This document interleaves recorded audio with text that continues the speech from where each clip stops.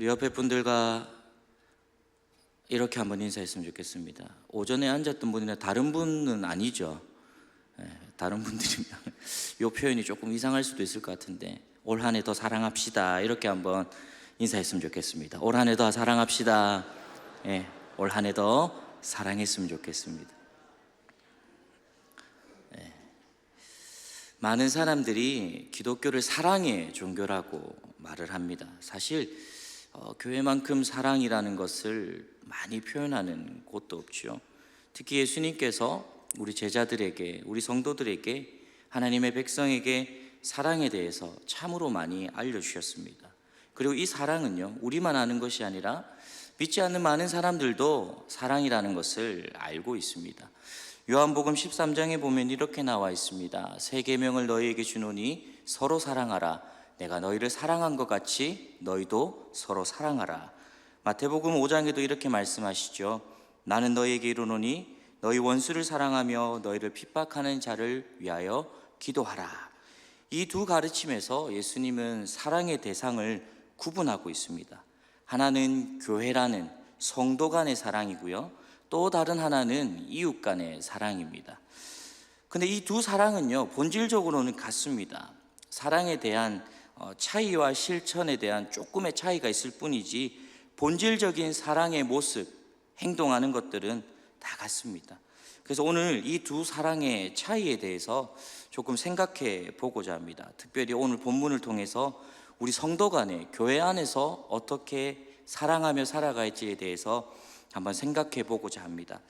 사랑이 없으면 내가 아무것도 아니다라는 오늘 고린도전서 13장의 말씀, 이 13장의 말씀은 기독교 신앙의 본질이 사랑에 있음을 우리에게 알려주고 있습니다. 특별히 이 13장을 사랑장이라고 많이 표현하죠. 그럼 왜 사도 바울이 고린도 성도들에게 이 사랑장을 쓰게 되었느냐? 여러분, 이걸 한번 생각해 보아야 합니다. 갑자기 생뚱맞게 사랑을 표현한다? 이것은 조금 맞지 않는 것처럼 보이는 거거든요. 그래서 이 쓴 배경이 왜 이렇게 나올 수밖에 없는지에 대해서 우리가 한번 고민해 봐야 됩니다. 왜 그렇느냐? 이것을 고민해 보지 않는다면 이 하나의 주제, 그래, 사랑해야죠, 사랑해야 됩니다, 사랑해야 할 겁니다, 이렇게 사랑만 딱 보았을 때는 고린도전서 맥락과는 전혀 다르게 사랑을 정의할 수도 있기 때문입니다. 여러분, 이 당시에 고린도 교회가 어떠한 교회였냐면요, 아주 역동적인 교회였습니다. 은사들이 많아서 모든 성도들이 은사는 한 개쯤은 갖고 있는 그런 은사가 충만한 교회였습니다. 그래서 너도 나도 은사를 가지고 있었습니다. 그런데 초대교회에는 조금 재밌는 전통이 하나가 있었습니다. 예배 중에 서로 받은 은혜를 나누는 시간, 요즘 말로 하면은 뭐라고 표현하죠? 간증이라고 얘기하죠. 올 한 해 지켜주신 하나님의 은혜가 있어서 이렇게 살아갈 수 있었습니다 라는 표현을 예배 시간에 하는 거예요. 근데요, 예배 시간에 이렇게 고백을 하는데 너도 나도 이 고백을 하고 싶어서 손을 드는 겁니다. 저요, 내가 이런 은혜를 받았습니다, 내가 이런 은혜를 받았습니다, 내가 이런 은사를 받았습니다. 막 경쟁하듯이 그렇게 고린도 교회가 간증하기 시작하는 겁니다. 나는 방언을 했습니다, 나는 저 사람의 방언을 통역했습니다, 내가 기도하니까요 사람이 낫던데요, 내가 기도하니까요 귀신이 떠나가요. 그런 은사들이 많아지니까 서로 이 은사를 조금이라도 더 나누려고 뭐 한다고요? 경쟁하기 시작합니다. 더 나아가서 은사가 있다 보니까 이 은사로 서로 구별하기 시작합니다. 은사를 받은 사람, 은사를 못 받은 사람, 한 가지만 있는 사람, 두 가지가 있는 사람. 이렇게 되면은 여러분, 교회 안에 뭐가 생기게 되겠습니까? 등급과 계급이 생깁니다. 사람들이 모인 곳이라서 당연히 이런 일들이 일어날 수 있습니다. 경쟁할 수도 있습니다. 그렇다고 이 은사가 이 고린도 교회 전체의 분열의 책임이라고 그렇게 단정 지을 수도 없었습니다. 하지만 고린도 교회 성도들 안에 뿌리 깊은 구별과 구분과 분열의 마음이 그들을 어지럽게 하는 것은 사실이었습니다. 그런데 더 나아가서요, 이런 것들이 어떤 것에서 문제가 더 생겼느냐? 성찬에 관련돼서 또 문제가 생긴 겁니다. 이런 못된 마음들이 드러나는 거예요. 11장에 보면 누구는 먹고 누구는 먹지 못하는 성찬상에서 이런 문제가 발생됩니다.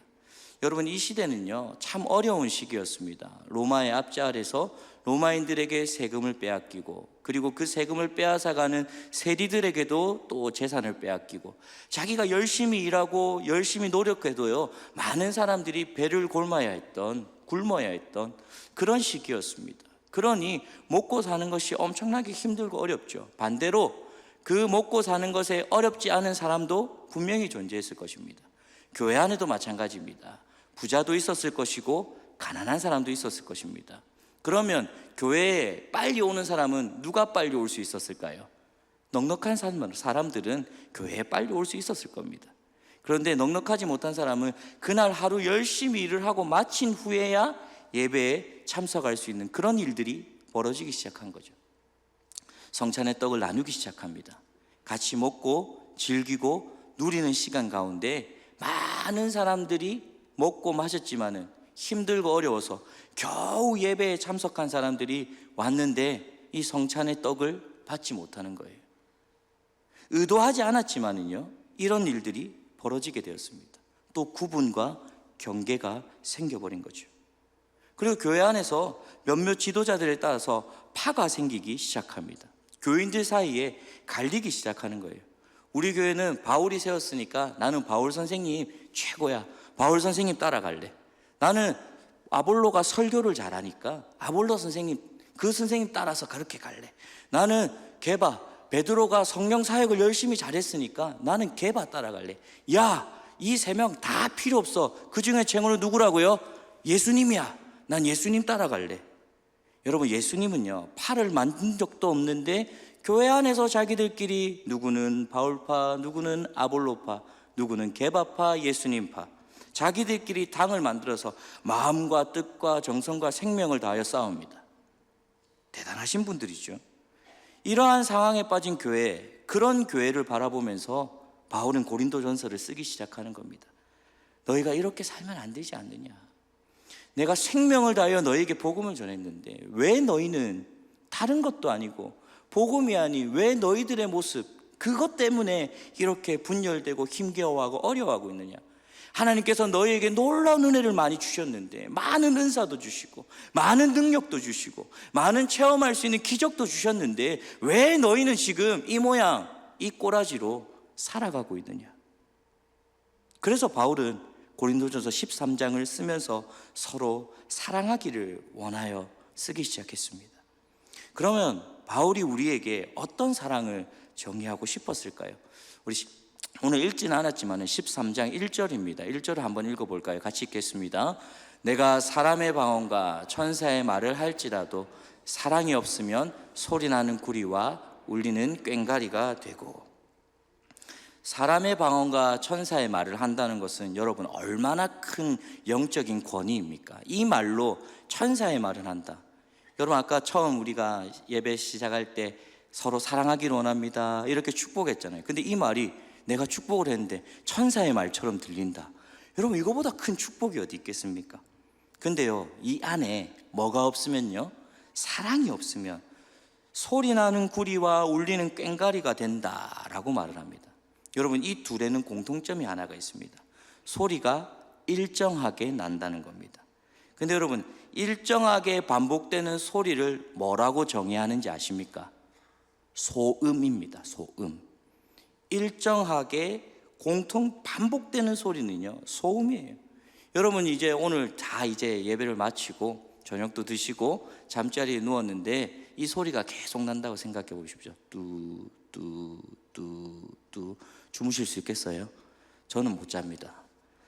저는 못 잘 것 같아요. 제가 잠기가 밝아가지고요, 웬만하면 한 방에 일어나거든요. 그래서 저희 아내한테 알람을 제발 맞추지 말라고 얘기합니다. 내가 일어나니까 제발 하지 말라고 얘기하거든요. 여러분, 그게 뚜 아무리 듣기 좋은 소리라도요, 그게 계속 울리기 시작하면 그건 뭐라고요? 소음입니다. 아무리 아름다운 것, 화려한 꾸밈이 있어도요, 그걸 떠들어도요, 결국엔 거기에 뭐가 없으면, 사랑이 없으면 그거는 그냥 소음에 불과하다는 거죠. 그래서 2절에 또 뭐라고 얘기합니까? 내가 예언하는 능력이 있어 모든 비밀과 모든 지식을 알고 또 산을 옮길 만한 모든 믿음이 있을지라도 사랑이 없으면 내가 아무것도 아니요. 고린도 교회가 은사가 많은 교회라고 했습니다. 예언하는 능력, 하나님의 말씀을 잘 깨닫는 은사, 하나님의 뜻을 다 아는 은사, 이게 다 있다면 여러분 이거 얼마나 대단한 사람이고 얼마나 대단한 교회겠습니까? 그러나 이 모든 것이 다 있고 산을 옮길 만한 믿음이 있다 할지라도 뭐가 없으면요? 사랑이 없으면 아무것도 아니랍니다. 지식, 믿음, 지혜, 능력, 이 모든 것들은요 교회에서 아주 중요시 여기는 겁니다. 이거 없으면 사실은 우리가 예배를 드릴 이유가 하나도 없죠. 근데 이게 없으면 뭐가요? 사랑이 없으면 아무것도 아니라고 얘기합니다. 그런데 3절에서 바울의 본심이 나옵니다. 우리 3절을 같이 한 번 더 읽어보았으면 좋겠습니다. 내가 내게 있는 모든 것으로 구제하고 또 내 몸을 불사르게 내어줄지라도 사랑이 없으면 내게 아무 유익이 없느니라. 가지고 있는 모든 것을 내어주는 구제, 여러분 하실 수 있겠습니까? 저는 못할 것 같습니다. 이거 할 수 있으면 정말 대단할 것 같아요. 그러나 여러분, 이것만 해도 정말 대단한 건데 여기서 멈추지 않고요, 어디까지 나아가라고요? 온몸을 뭐하라고 하는 겁니까? 불사를 정도로. 여러분, 이렇게 할 수 있는 사람은 아마 거의 없을 겁니다. 사실 이렇게 하는 것은 불가능하죠. 사람이 어디 하나 꽂히면 이거다, 내 운명이다, 소명이다 말하며 전부를 건다고 그렇게 말을 할 수 있습니다. 그럴 수 있습니다. 내 신념이 그렇게 된다면 그렇게 간다, 가야죠. 그게 소명이고 그게 능력이라면, 하나님이 주는 확신이라면 가야 됩니다. 근데 여러분, 문제가 여기에서 생깁니다. 누가 한 사람이 외쳐서, 누가 꽂혀서 교회는 이것을 해야 됩니다, 교회는 이렇게 해야 됩니다, 그 한 사람이 꽂혀서요 갑시다 했는데 그 사람은 갑니다. 안 따라가는 사람은 있을까요, 없을까요? 있죠. 그 사람의 생각과 다른 사람의 생각은 다를 수 있거든요. 그 마음에 움직임이 없는 사람들, 이게 뭐지? 주춤거리고 머뭇거릴 수 있습니다. 시간이 필요한 사람들이 필요한 거예요. 그래서 우리가 서로 대화하고 이해하고 모든 일을 할 때에 준비하고 기도하고 그렇게 가지 않습니까? 근데 가자 해놓고는 안 따라가면요, 우리 사회와 우리 교회는요 뭐라고 평가합니까? 누군가가 갑시다 했을 때 옳소 같이 가는 사람이 있는 반면에 민기적거리고 조금 머뭇거리는 사람을 우리 사회와 우리 교회는 혹시 적으로 돌려버리지는 않았습니까? 반대하는 사람을 몰아버리고 선을 그어버리고 있지는 않았습니까? 이 사랑장을 이야기하면서 바울은 지금 이 이야기를 하고 있는 겁니다. 너희 마음에 맞지 않는다고, 너희 생각에 들지 않는다고, 내가 가는 길과 너희가 가는 길이 다르다고 생각한다고 선을 그어버리고 적으로 생각하고 저 사람을 핍박하고 비난하지는 않았느냐? 그리스도의 한 몸으로 사랑하며 살아야 되는데 너희는 그들을 정죄하고 너희 생각과 다르다고 그들을 핍박하지 않았느냐? 이렇게 하지 말아라. 제발 구분하지 말아라. 지금 너희가 하는 거 하지 마. 제발 그 사람을 있는 그대로 사랑해 줬으면 좋겠어. 사랑에 대한 말씀을 그 가슴 속에 새길 것을 권면하고 있습니다. 모든 것을 내어주고 내 몸을 불사르게 할지라도 내어줄 사랑이 없으면 내게 아무런 유익이 없다. 모든 것을 내어주는 것보다 더한 것이 어디 있겠습니까? 우리는 이것을 사랑이라고 이야기합니다.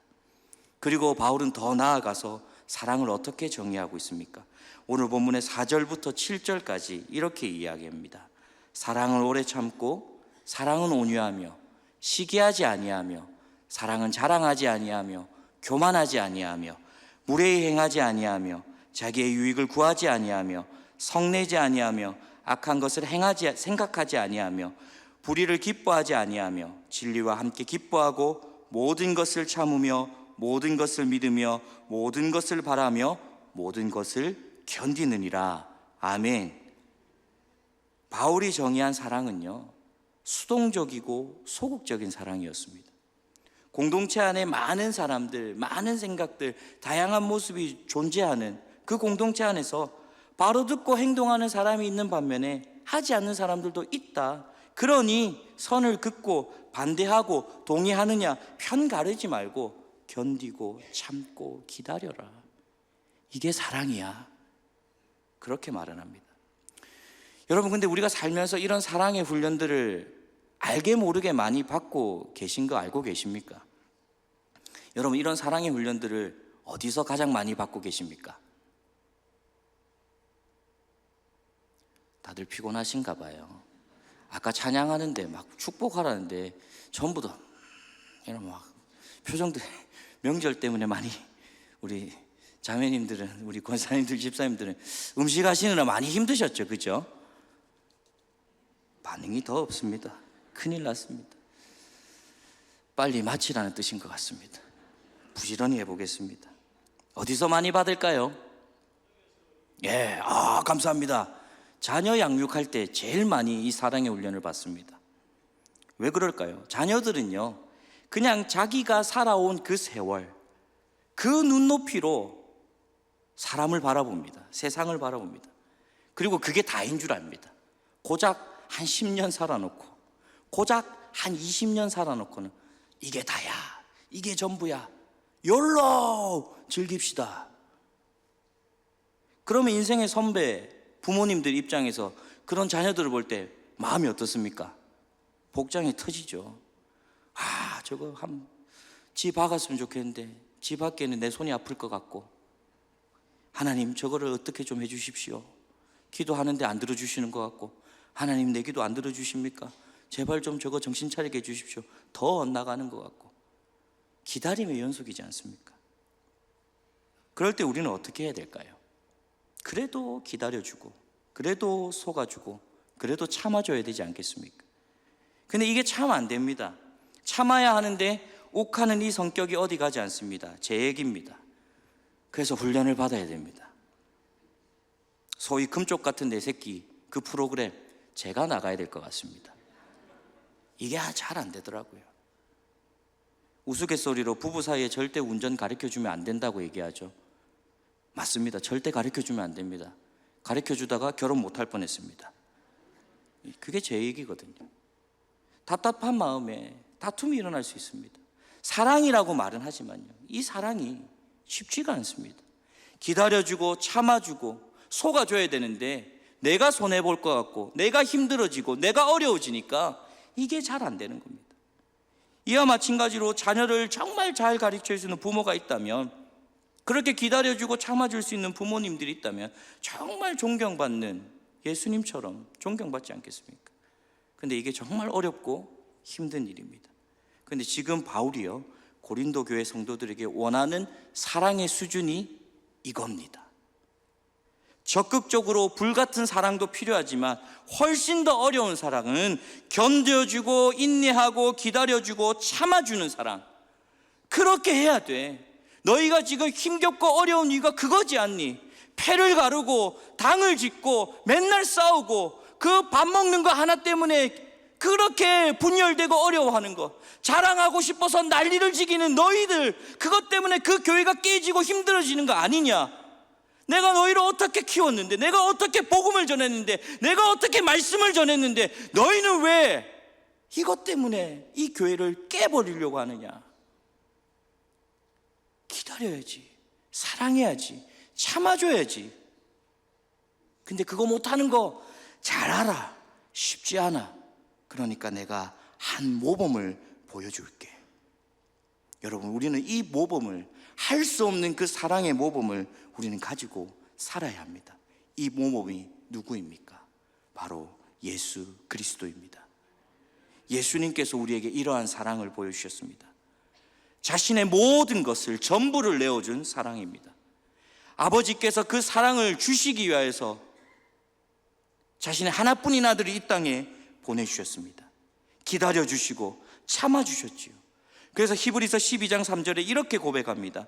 너희가 피곤하여 낙심하지 않기를 위하여 죄인들이 이같이 자기에게 거역하신 일을 참으신 일을 생각하라. 예수님을 우리에게 사랑의 모범이 된다고 했는데 우리를 어떻게 했다고요? 거역한 그 우리를 참아주신 그 사랑을 기억하라는 겁니다. 인내하라는 겁니다. 주님이 너희를 그렇게 생각해 줬잖아.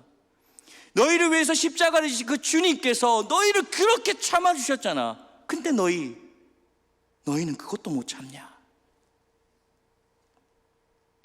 예수님께서 십자가의 고통을 참으신 이유가 무엇입니까? 사랑 때문입니다. 그래서 바울은요, 사랑을 오래 참음으로 정의합니다. 우리가 생각하는 사랑과 다를 수 있습니다. 우리가 생각하는 사랑은 좀 더 베풀어주고 좀 더 안아주고 내가 채워줄 수 있는 그런 사랑을 더 생각 많이 할 수 있습니다.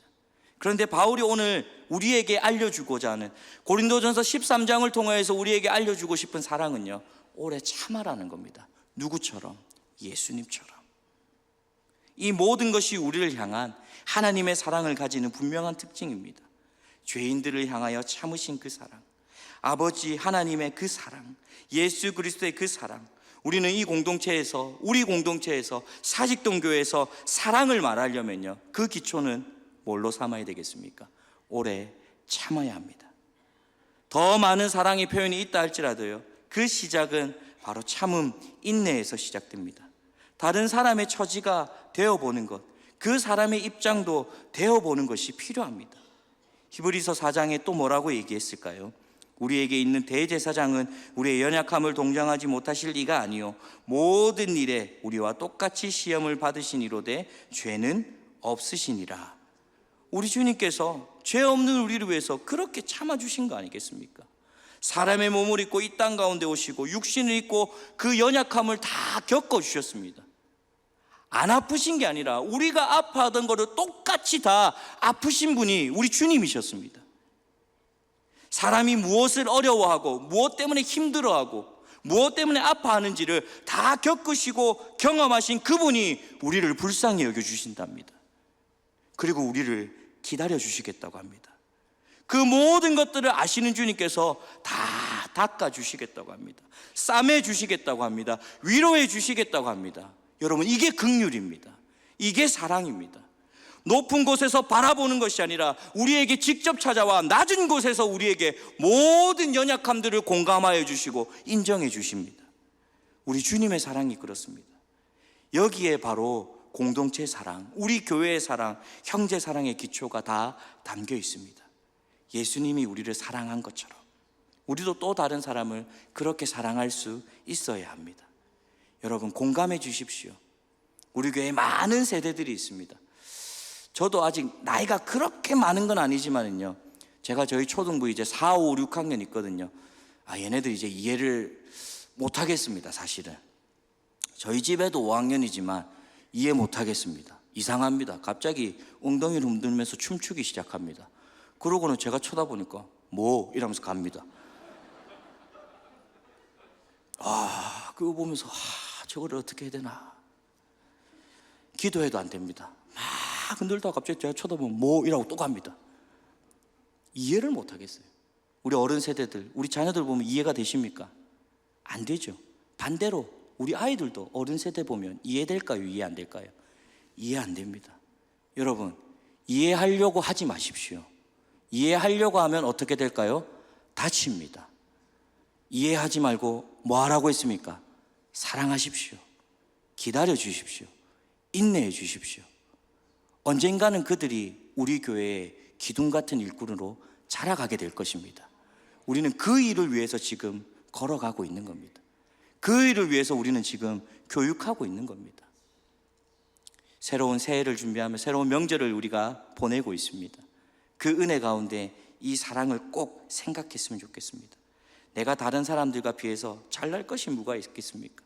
우리가 잘났으면 얼마나 잘났겠습니까? 다른 사람을 깔볼, 밑으로 업신여길 그런 것들이 뭐가 있겠습니까? 예수님의 사랑을 생각하면요, 우리는 할 말 없는 존재입니다. 그 주님이 벌레 같은 나를 사랑해 주셨다고 찬송으로 우리가 고백하지 않았습니까? 그 사랑을 기억하며 나아가는 저와 여러분들이 되시기를 주님의 이름으로 축복합니다. 말씀을 맺겠습니다. 예수님의 사랑을 잊어버리면요, 자꾸 높이 올라가려는 마음이 우리 가슴속에 듭니다. 다른 사람을 생각하는 것, 이해하는 것보다 판단하게 됩니다. 쟤는 왜 저럴까? 쟤는 왜 이렇게 행동할까? 형제를 향하여 교만한 태도를 보이게 되는 것이죠. 여러분, 그것은 사랑이 아닙니다. 사랑은 다른 사람을 자신과 같은 자리에 놓고 생각하는 것에서 출발합니다. 물론 성경은 더 적극적으로 나보다 남을 낮게 여기라라고 이야기합니다. 말씀하고 있습니다. 여러분, 그 정도까지는 이르지 못하더라도 적어도 같은 선상에서 놓는 것이 바로 사랑의 시작이고 출발이라고 생각합니다. 그것은 오래 참는 것이고 기다려주고 이해하고 애쓰는 겁니다. 오늘날 여러 가지로 분열이 많은 세상과 그런 교회 가운데 살아가고 있지는 않습니까? 이렇게 분열, 서로 헐뜯고 서로 비난하고 서로 존경받지 못하는 상황 가운데서 우리가 진정으로 회복해야 될 사랑의 기초는 이해라고 생각합니다. 인내라고 생각합니다. 이 이해와 기다림이 없다면 우리가 하는 어떠한 사역도, 우리 교회가 외치는 어떠한 가죄도 아무것도 아니게 됩니다. 사랑하는 성도 여러분, 서로 이해해 주시기를 원합니다. 서로 더 사랑해 주시기를 원합니다. 서로 더 기다려 주시기를 원합니다. 그 은혜를 가지고 서로 사랑하기에 힘쓰는 저와 여러분들 되시기를 주님의 이름으로 축복합니다.